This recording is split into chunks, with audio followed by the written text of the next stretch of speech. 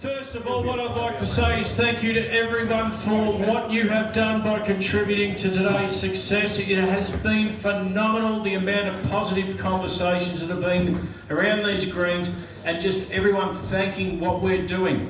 It's phenomenal. Give yourselves a round of applause. It's sensational.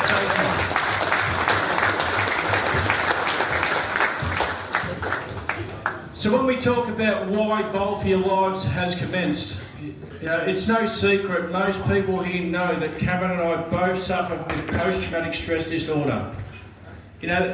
And I'll reiterate what was said by Cameron earlier tonight. Some of these conversations aren't easy because we're not going to talk about details, but what we're going to talk about is something that will resonate with most people in this room tonight, whether it's themselves or someone else they know. We got impacted, through 20 years of policing. That's the job. You go to bad stuff. You deliver bad messages. And one of the analogies I've come up with is it's like a champagne bottle. You build the pressure up. I was a single father of a daughter from 2 years, 3 months, just on my own, me and her, and getting visitation with another daughter. You don't get that opportunity to actually, within 100 metres, 200 metres from the police station to your house, to actually digest what you've seen in that day, because you go home, you're a dad. You bottle it up. You keep building that pressure up, but what happens? You shake that champagne bottle, one day that cork will pop. And it did, it popped. I was an absolute mess, but I continued being a father.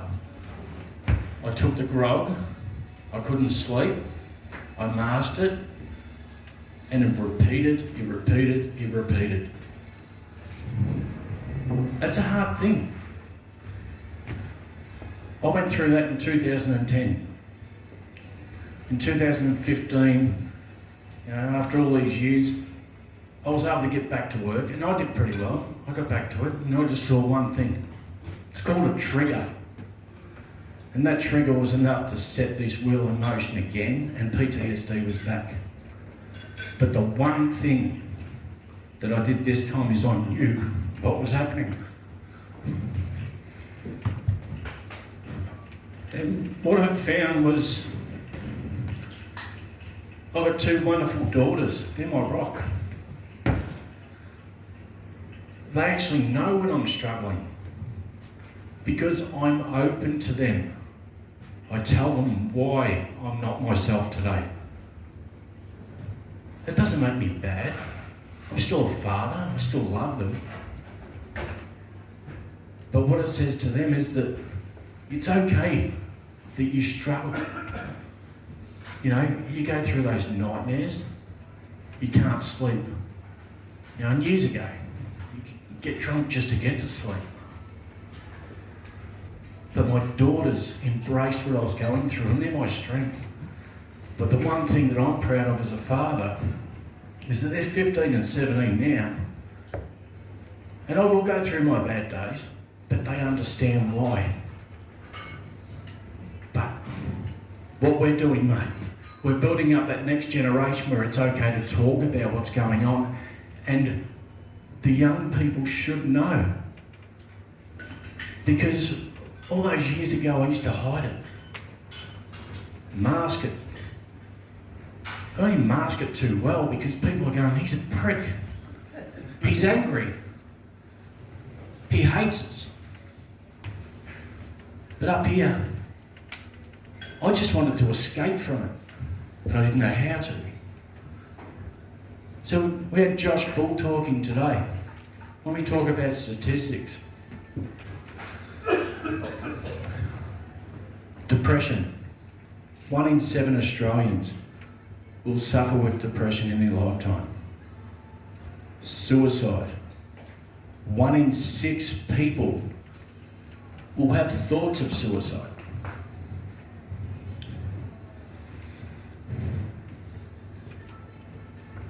You're right, actually.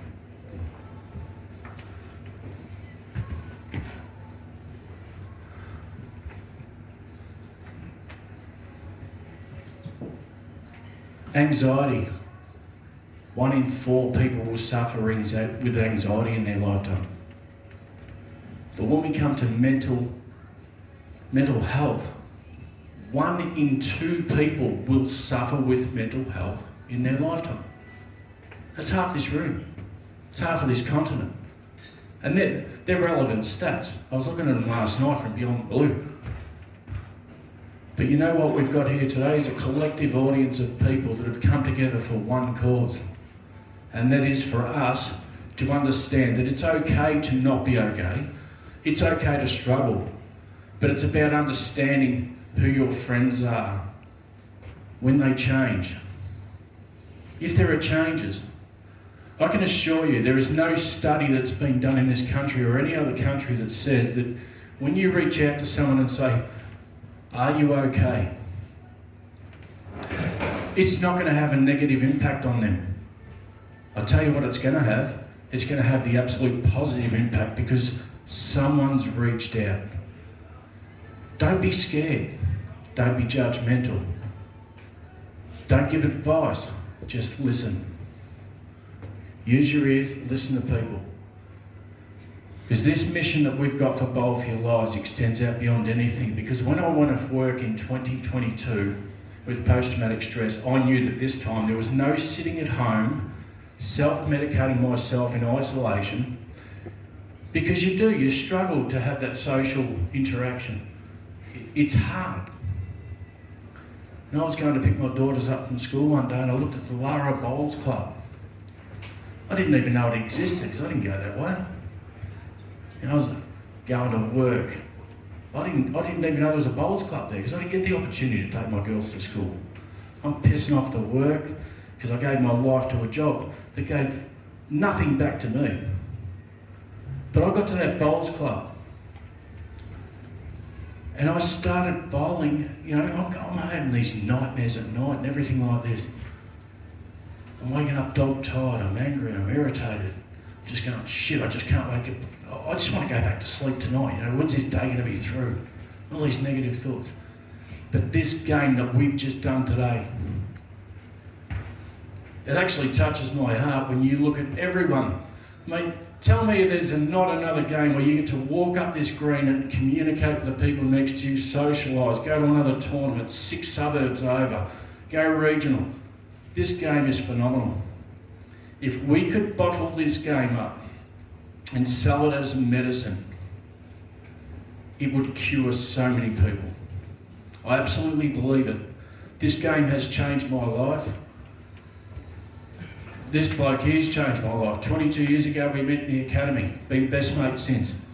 We've both gone through struggles, but now this is our mission. Because everyone here has set the platform for us to continue, because in the not too distant future we're going to be a not-for-profit organisation and we're going to travel around, we're going to spread this message regionally, interstate, and we're going to make this game something that helps so many people. But what I want to say to you is look out for yourselves and look out for those you know. Thank you.